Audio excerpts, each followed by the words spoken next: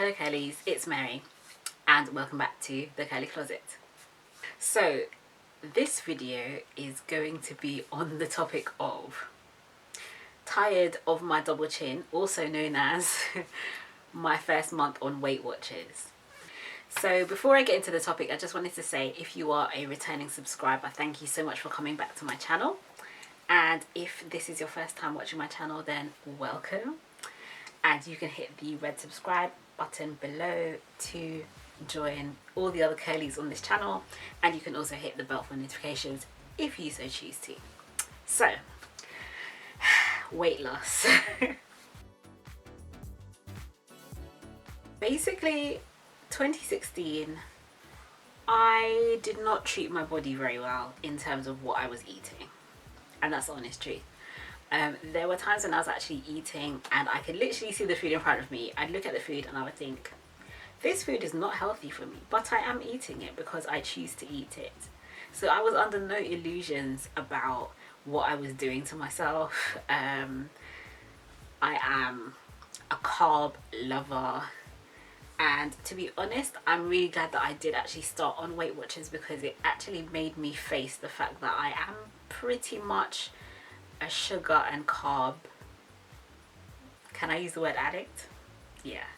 Basically, I could see over the course of 2016 and maybe a bit of 2015 as well, where I would play videos back to myself when I'm editing videos and so on.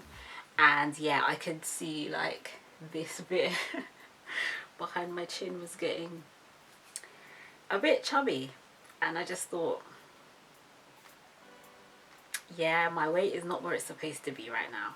But at the time when I started to notice it, to be honest, I just wasn't ready to do anything about it.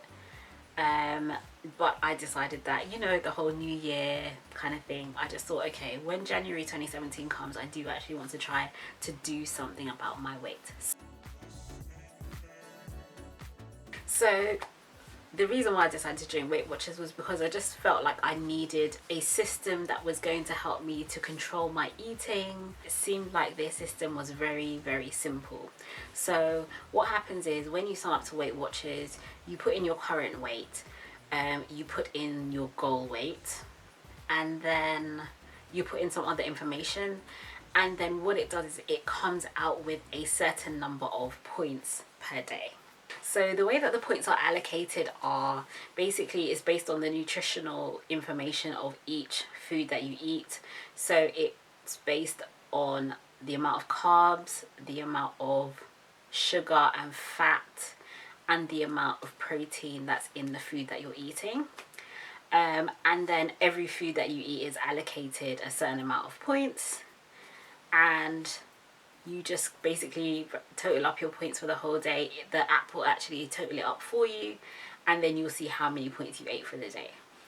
Okay, so I have the Weight Watchers app on my phone. I've decided to give you guys a bit of a close-up so you can see. So for example, I have been allocated 30 points for the day, and this is today, but it's after midnight, so clearly I haven't started adding points for the day. But I get 30 points for the day, and every single day I get the same amount of points. I get 30 points for the day, and I also have 35 weekly points. So as you add food, if you go down the page, you'll see there's a space for breakfast, lunch and dinner and snacks, and then you have some suggestions of meals that you can put together at the bottom. Another thing that I really enjoy about the plan is also on the screen you can see where it says 35 weekly points. Those 35 points are actually sort of for your treat for the week. So how it works is, if you go over your 30 points for the day, let's say you did 32 points, then the extra 2 points will be taken out of your weekly allowance. There's flexibility built in so that if you go a little bit over, you can still have an allowance for that. So if you want to, you can save up all of those points for one special meal or a couple of special meals during the week, or if you want, you can use a little bit of them every day, but as long as you try as best you can to stay within the points for the day and the week, then you're supposed to be on track. One more great thing about the system is that all fruit and veg, once they're eaten pretty much fresh and have not been processed, they are all 0 points. So essentially you can eat as much fruit and veg as you like. Now you do have to be wise about that, because you can literally gorge yourself on fruits, which some fruits are very high in sugar. But the idea is that you should be allowed to eat as many fresh fruit and veg as you like within reason, but you're not supposed to overdo it, especially with fruits. And then here on the app there is a part called Journey, and that can show you what's been happening for the month. So all the bits that are highlighted in blue are days where I have tracked my eating, and I have stayed between 27 and 37 points for the day. So you don't get penalized if you're slightly under or if you're way over. To be honest, there's no penalizing at all. It's just that you're supposed to try to aim to stay within 27 to 37 points as much as possible. No food is off limits. You can eat whatever you like, but the aim is to stay within your points for the day. And your points do not get rolled over into the next day, which I think is a good thing. So you can't under eat one day and then save up all your points and then binge eat the next day. Once your 30 points for the day are done, the next day you get allocated a whole fresh new 30 points. It's not a diet. You know, like when you have a diet, you know, you have to eat specific things and that kind of stuff. It's not a diet. The idea is, over time, is to re-educate you about the things that you're eating and how it's contributing to your body, and if it's really giving your body the amount of energy that it really needs or not. I felt slightly demoralized on the first week because there were some foods that I was eating that I thought, oh, this will be fine, it must be low. But then when I put it into the app, it was giving me quite a high score. And I thought, oh my gosh, that food is like, I thought that food was okay, but clearly not. So it's a little bit of a shock to the system when you kind of realize, like, sometimes you may choose one food for the day that's really high, and then it puts your points way over 30 for the day, and you kind of realize that, oh, okay, maybe that food isn't so great for me. Because I realized some foods, like for example bread, let's say wholemeal bread, some wholemeal breads were actually very high in points, so just having 2 slices of bread actually put my points quite high. So what I decided to do was try to avoid those, but then I thought, if I avoid that, what am I going to fill my stomach up with? Like, I don't want to be hungry. But over time you start to realize that, oh, okay, well, if fruit and veg are 0 points all around, then obviously, clearly the thing to do is to reduce my simple carbs, or to reduce my carbs overall in terms of bread and pasta and stuff like that, and actually fill my plate up more with things like vegetables, and eat more fruit in order to keep myself full throughout the day. So initially you feel a little bit like, this is a bit much, what am I going to eat? And it's a bit of an adjustment, but over time you start to realize and remember, like, oh, okay, this food is actually quite low points, this food is quite high points, so let me try to go more with the food that's lower points, because I can eat more of it and I can stay full.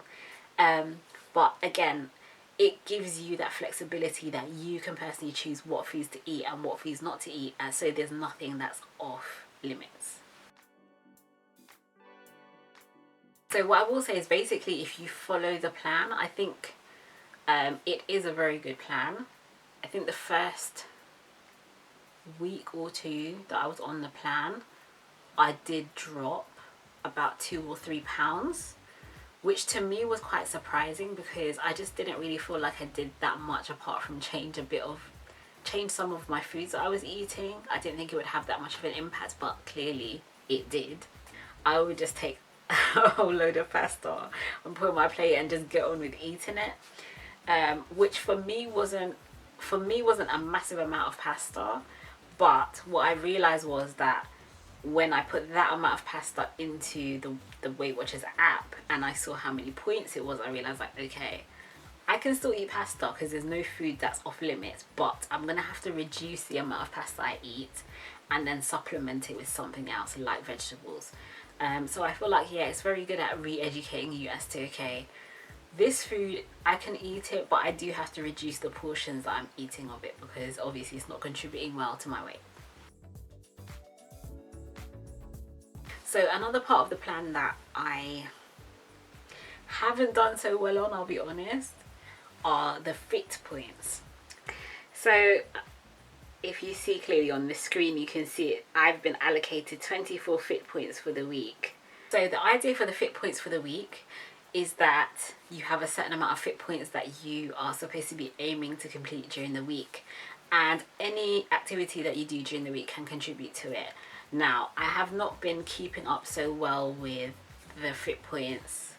I mean, I've been tracking maybe 2, maximum 3 days a week of Fitpoints. And as you can see from the food chart, sometimes I do forget to log my food, but I try to go back and fill them in. But yeah, me and Fitpoints, I don't know, it's been okay, but I feel like that's definitely an area of improvement that I need to work on. But what I have done is I've actually downloaded a pedometer app to my phone, because the amount of steps that you do during the day does contribute to your Fitpoints. So if I'm having quite a busy day and I'm going out and about, I'll make sure that I put the pedometer on my phone on, and it will track my number of footsteps for the day. At the end of the day, I put it into the Weight Watchers app, and it will tell me how many Fitpoints I've gained for the amount of steps that I've done for the day.